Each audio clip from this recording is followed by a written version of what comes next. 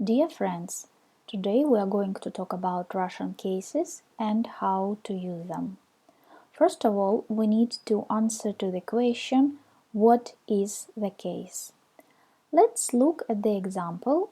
Masha ест кашу ложкой. Masha is eating some porridge with a spoon.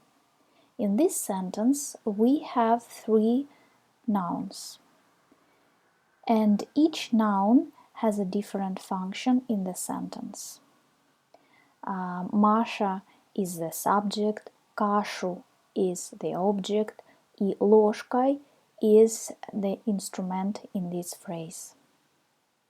You can see that these nouns have different endings, and these endings mark a particular case, nominative, accusative, or instrumental. So we need cases to mark the function of a noun in the phrase. But why do we need cases in Russian? Because Russian is a language with a free word order.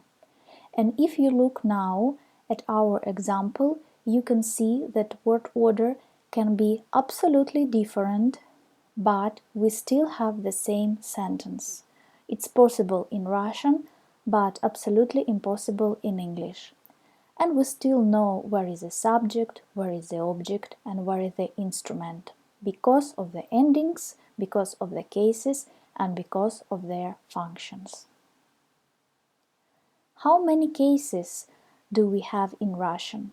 In total, we have 6 cases.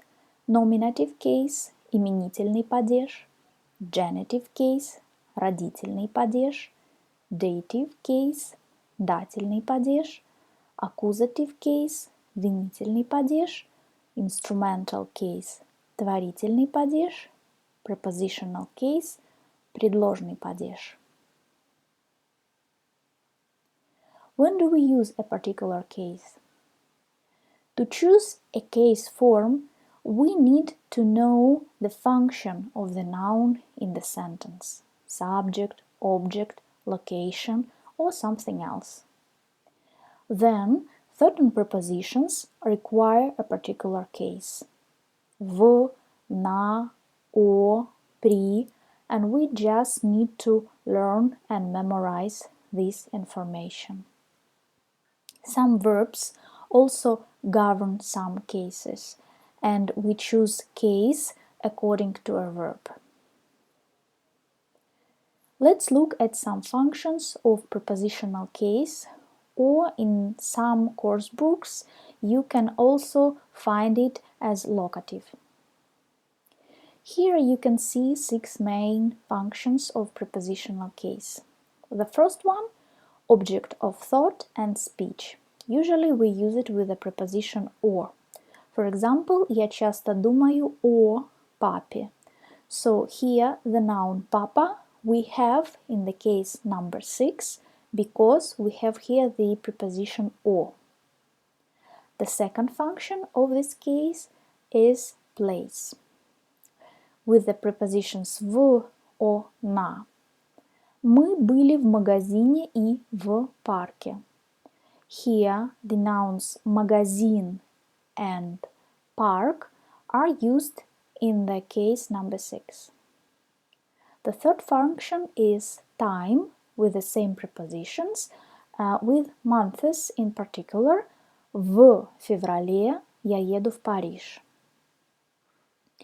Condition with the preposition при гриппе нужно пить горячий чай.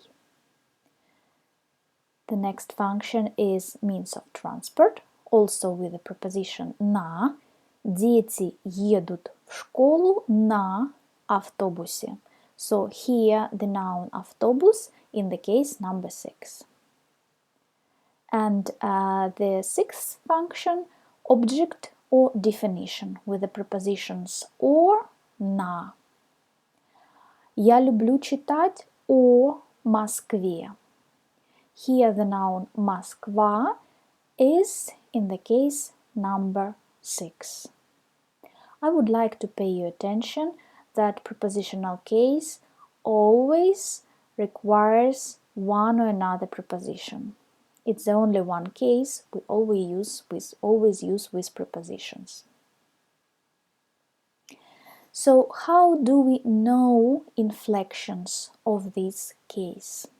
If you've seen our previous video, you know that there are three genders in Russian, and you can see these endings in the nominative case. Nominative case is a citation form and it's the first form of any noun. And then you just follow the pattern to change the ending. Let's look at some examples. Nominative case of the noun dom. In prepositional it becomes в доме, house, in the house. Feminine noun книга, book, has the ending a, and in prepositional case it becomes в книге. And neuter noun вино has the ending or. In the case number 6, it becomes в вине.